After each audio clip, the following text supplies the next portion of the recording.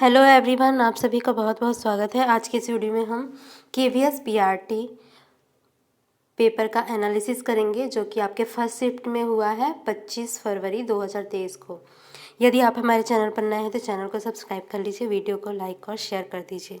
तो चलिए वीडियो शुरू कर देते हैं। आज के फर्स्ट शिफ्ट में क्वेश्चन पूछे गए थे, कोहलबर्ग से संबंधित क्वेश्चन पूछे गए थे और रूट से संबंधित क्वेश्चन पूछे गए थे। रोमन नंबर पूछा गया था, उसको ऐड करना था रोमन नंबर को। अंक ये दिए गए थे। आगे देखते हैं। और दिया गया था 40,40,000 40 को अंकों में कैसे लिखा जाता है, यह दिया गया था। इसके अलावा एंटीबॉडीज़ से संबंधित क्वेश्चन दिया गया था जो कि अलेक्जेंडर फ्लेमिंग से संबंधित था। अलेक्जेंडर फ्लेमिंग जो थे वह पेनिसिलिन का उन्होंने आविष्कार किया हुआ है, जिसके लिए उन्हें चिकित्सा के क्षेत्र में नोबेल पुरस्कार दिया गया है। आगे देखते हैं। खेती के लिए लॉटरी कौन सा स्टेट निकालता है, यह भी क्वेश्चन पूछा गया था। तो यह निकालता है मिज़ोरम। यहाँ जो होती है टीन खेती होती है। टीन खेती फसल उगाने की एक पद्धति है। आगे देखते हैं। इस प्रकार की खेती में बीज का मापन टीन के द्वारा किया जाता है। एक टीन का डब्बा होता है, उसमें एक टीन जितने भी बीज आ जाएंगे और जितने भी बीज आ जाएंगे एक टीन में, उतने पूरे बीज जितनी ज़मीन में बोए जाएंगे उतनी ज़मीन क्या कहलाएगी, पूरी एक टीन ज़मीन कहलाएगी। आगे देखते हैं इसी को। इस प्रकार की खेती में बीज के मात्रा के अनुसार ज़मीन में वृद्धि या कमी होती है। ठीक है। आगे देखते हैं। टीन खेती मुख्य रूप से मिजोरम में की जाती है। आगे देखते हैं। मिजोरम में ज़मीन को जो है साझा माना जाता है, तभी सभी लोगों को बारी बारी से उस ज़मीन पर खेती करने का मौका मिलता है। आगे देखते हैं। एक टीन बीज को जितनी ज़मीन में बोया जाता है उतनी ज़मीन को क्या कहते हैं, एक टीन ज़मीन कहते हैं। और लॉटरी कैसे निकाली जाती है, तो एक बांस की टोकरी रहती है। एक बांस की टोकरी रहती है, उसमें जिनको भी खेती करना रहता है उनका जो नाम है, नाम लिख करके उस टोकरी में डाल दिया जाता है। और उसके बाद एक वरिष्ठ सदस्य के द्वारा एक एक करके वो पर्ची खोली जाती है। जिसका पहले नाम आता है उससे पूछा जाता है कि उन्हें कितनी टीन ज़मीन चाहिए। यदि उनको 2 टीन चाहिए, 3 टीन चाहिए, तो उनको सबसे पहले उतनी ज़मीन दे दी जाती है। आगे देखते हैं। इससे ही संबंधित एक और क्वेश्चन है झूम खेती, जो कि आपके आने वाले शिफ्ट में हो सकता है कि पूछा जाए। तो देख लेते हैं झूम खेती क्या होती है। झूम खेती के अंतर्गत फसल काटने के बाद ज़मीन को कुछ साल के लिए खाली छोड़ देते हैं। ठीक है। इस जगह जो बांस या जंगल आदि उगता है उसे उखाड़ते नहीं हैं, बल्कि क्या करते हैं, वहीं पर गिरा देते हैं और जला देते हैं। और यह जो राख ज़मीन में बनती है वह जो है खाद का काम करती है। आगे देखते हैं। फिर इस ज़मीन में खेती की बारी आती है, तो ज़मीन को जोता नहीं जाता है, मिट्टी को हल्के से हिलाकर जो है बीज को छिड़क देते हैं। एक ही खेत में अलग अलग तरह के बीज जैसे कि मकई, सब्जियां, मिर्च और चावल बोए जाते हैं। आगे देखते हैं। फसल के समय भी अनचाही घास जो होती है और पौधे जो होते हैं उन्हें उखाड़ा नहीं जाता है, मतलब निराई नहीं की जाती है, उन्हें गिरा देते हैं ताकि वे ज़मीन की मिट्टी में ही मिल जाएं। इससे भी ज़मीन जो है उपजाऊ बनती है। आगे देखते हैं। फसल के क्या होता है, पकने पर जो है वहाँ का सबसे बड़ा त्यौहार मनाया जाता है, जिसे कि क्या कहते हैं, सबसे बड़ा त्यौहार मनाया जाता है और सभी एक साथ खाना पकाते हैं और डांस करते हैं। वहाँ का जो सबसे प्रसिद्ध नाच है वो है चेराव नाच। तो अगर पूछा जाए कि चेराव नाच कहाँ का नृत्य है तो आप मिजोरम लगा सकते हैं, ठीक है। तो यह मिजोरम का जो है नृत्य है चेराव नाच। आगे देखते हैं किसान रेल। किसान से संबंधित रेल के बारे में क्वेश्चन पूछा गया था। देखते हैं, भारतीय रेलवे के द्वारा किसानों को लाभ पहुंचाने के उद्देश्य से 7 अगस्त 2021 को पूर्ण रूप से किसान रेल का क्या है शुरुआत किया गया था। आगे देखते हैं,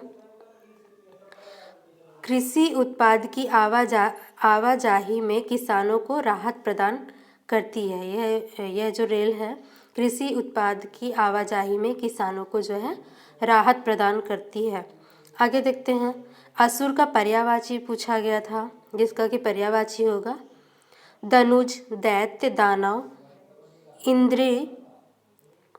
इंद्रारी, शुक्र शिष्य, दितिसुत, सुरद्विट, पूर्वदेव, राक्षस, निशाचर और तमीचर। आगे देखते हैं, पूछा गया था DIET का फुल फॉर्म पूछा गया था। तो देखते हैं, district institute of education and training. आगे देखते हैं, अर्थात यहाँ पर जो DIET है इसको डाइट कहेंगे। तो इसी का फुल फॉर्म, डाइट का फुल फॉर्म पूछा गया था। तो क्या है, district institute of education and training. आगे देखते हैं, मनोदर्पण से क्वेश्चन पूछा गया था, जो कि प्रत्येक दिन पूछा जा रहा है। देखते हैं इसके बारे में। केंद्रीय मानव संसाधन विकास मंत्री जो हैं रमेश पोखरियाल ने 21 जुलाई 2020 को मानव संसाधन विकास मंत्रालय की पहल के द्वारा जो है मनोदर्पण की शुरुआत की थी, ठीक है। आगे देखते हैं, आत्मनिर्भर भारत अभियान के तहत इस पहल का उद्देश्य छात्रों को मानसिक स्वास्थ्य और कल्याण के लिए मनोसामाजिक सहायता जो है प्रदान करना रहा है। आगे देखते हैं, यह छात्रों को मनोसामाजिक सहायता प्रदान करने के लिए कई गतिविधियों को शामिल करता है। आगे देखते हैं, नाव बनाओ से क्वेश्चन पूछा गया था। तो यह क्वेश्चन है मतलब इसके जो रचनाकार हैं, तो इसके रचनाकार हैं हरि कृष्ण दास गुप्त। आगे ईवीएस की थीम से क्वेश्चन पूछे गए थे, जिसकी की मुख्य थीम है, ईवीएस की मुख्य थीम है 6 थीम है ईवीएस की मुख्य जो है परिवार एवं मित्र, भोजन, पानी, आवास। आगे देखते हैं, यात्रा, चीज़ें जो हम करते हैं, इसमें लिखा गया नहीं है, शायद छूट गया है। तो चीज़ें वे जो हम करते हैं। आगे इसकी उप थीम देख लेते हैं। परिवार एवं मित्र की जो है 4 उप थीमें भी हैं, जो हैं आपसी संबंध, काम व खेल, जानवर एवं पौधे, ये इसकी उप थीमें हैं। आगे देखते हैं, विटामिन डी से क्वेश्चन पूछा गया था। तो विटामिन डी का नाम है कैल्सीफेरॉल। इसकी कमी से रिकेट्स रोग होता है। और इसके स्रोत कौन कौन से होते हैं? तो इसके स्रोत होते हैं अंडे का पीला भाग, मछली का तेल, विटामिन डी युक्त दूध और मक्खन।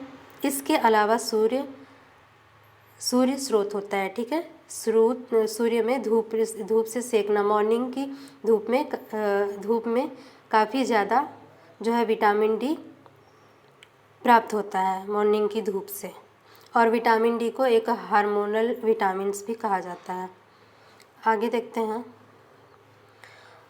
विटामिन सी पूछा गया था, जिसे कि कहते हैं स्कर्विक अम्ल। यह जो है खट्टे फलों में पाया जाता है, जैसे नींबू, संतरा, खट्टे रसदार फल जैसे कि आंवला, नारंगी, नींबू, ये हो गया। और इसकी कमी से कौन सा रोग होता है? स्कर्वी रोग होता है। आगे देखते हैं, खिलौने वाला के रचनाकार का नाम पूछा गया था। तो ये हैं सुभद्रा कुमारी चौहान। आगे धमनियों का कार्य पूछा गया था। तो धमनियों का कार्य क्या होता है? धमनियाँ जो है शुद्ध रक्त को हृदय से शरीर के अन्य अंगों में प्रवाहित करती हैं। आगे देखते हैं, धमनियों में जो रक्त प्रवाहित होता है उसमें ऑक्सीजन की मात्रा अधिक होती है एवं कार्बन डाइऑक्साइड की मात्रा जो है, इसमें ऑक्सीजन की मात्रा अधिक होती है और कार्बन डाइऑक्साइड की मात्रा जो है कम होती है। ठीक है, आगे देखते हैं, धमनियों में प्रवाहित रक्त तेज गति से प्रवाहित होता है। धमनी रक्त को दाएं नीले से फेफड़ों तक पहुंचाती है और जो सीरा होती है, सीरा में भी बिल्कुल इसका अपोजिट होता है। ठीक है, आगे देखते हैं,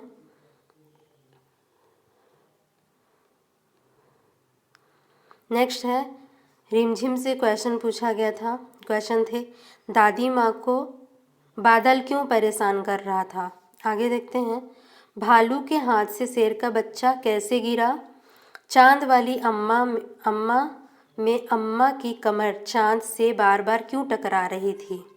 ये सभी आपके एनसीईआरटी से क्वेश्चन पूछे गए थे। आगे देखते हैं, कर्मधारय समास से संबंधित क्वेश्चन आए थे। ठीक है, देखते हैं कर्मधारय समास क्या होता है, जिसका पहला पद जो है विशेषण और दूसरा पद विशेष्य अथवा एक पद उपमान तथा दूसरा पद जो है उपमेय होता है, वह जो है कर्मधारय समास कहलाता है।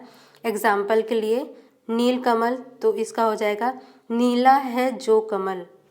ठीक है, और पुरुषोत्तम, पुरुषों में है जो उत्तम, तो यह हो जाएगा आपका कर्मधारय समास। इसके अलावा सबसे कम जन्म दर वाला राज्य जो है वह कौन सा है, तो वह है केरल, और सबसे ज़्यादा जन्म दर वाला राज्य जो है वह है बिहार। आगे देखते हैं, साहित्य अकादमी पुरस्कार से क्वेश्चन पूछे गए हैं। ठीक है, साहित्य अकादमी पुरस्कार से भी क्वेश्चन पूछे गए हैं। बोरा कौन सा अनाज है, तो यह है असम का चिपचिपा चावल। आगे देखते हैं, दिया गया है, छोटी सी हमारी नदी के रचनाकार हैं, तो यह है रविंद्र ठाकुर। यह भी क्वेश्चन पूछा जा चुका है।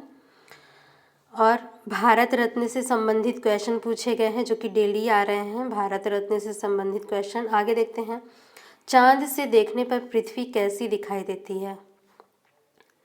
आगे देखते हैं, खोज और साइंटिस्ट नाम पर आधारित क्वेश्चन पूछे गए हैं। सूखी मिट्टी से संबंधित क्वेश्चन पूछे गए हैं, यह शायद आपके हिंदी का क्वेश्चन है।